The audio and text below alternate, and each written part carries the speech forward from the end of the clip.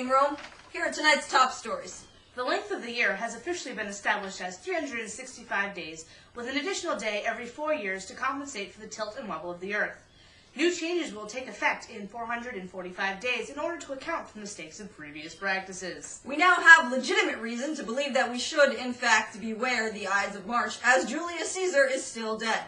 Furthermore, the gypsy that predicted his death using astronomical processes was correct, validating our current astronomical beliefs. Joining us now is Aristophanes, Bless you. with new data as to the Earth's actual size.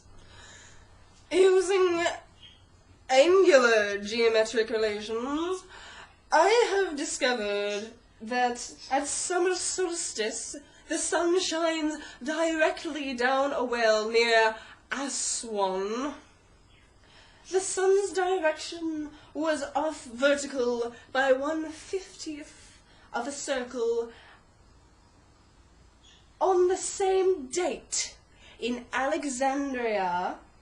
This difference must be caused by the curvature of the Earth, and so the Earth's circumference must be 50 times the distance from Alexandria to the site of the well in Aswan. I measured this difference and multiplied by 50 to get an estimate of the Earth's circumference. According to these calculations, the circumference of the Earth is 8.8 times 10 to the 9th cubits. I mean 8th. And now for an important weather announcement. Over to you, Gilgamesh. Ladies and gentlemen, the new names of the planets are as follows. The planet known as Zeus will henceforth be called Jupiter. Hail, Jupiter! Hades called Pluto. Hail, Pluto! Ares called Mars. Cronus called Saturn. That's the one with the rings, folks. Hail, Saturn!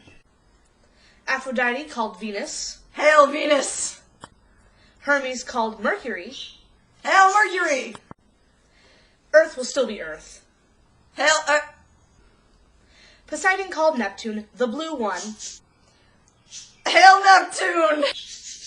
And Uranus is still Uranus. Thank God.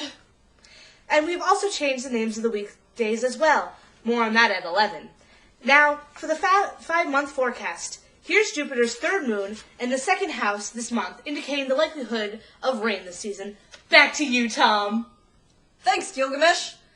The tournament standings are as follows. Lions 32, Christian 0. Back to you.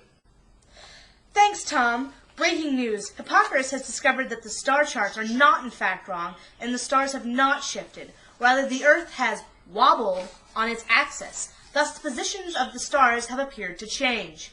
He states that the complete cycle takes about 26,000 years. Here to talk about these planetary motions are Ptolemy. Okay, so here is the Earth as the center of the universe is flat, see? And here is the sun, the moon, all the planets is orbit around the Earth, like wheels within the wheels. And around the Earth as the center, which is flat, right?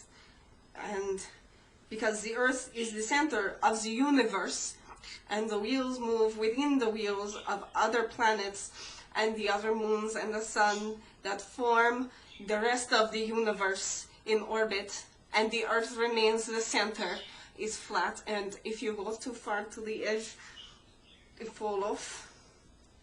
And these are my findings for this century. More of this at the Library of Alexandria. Thank you, Ptolemy.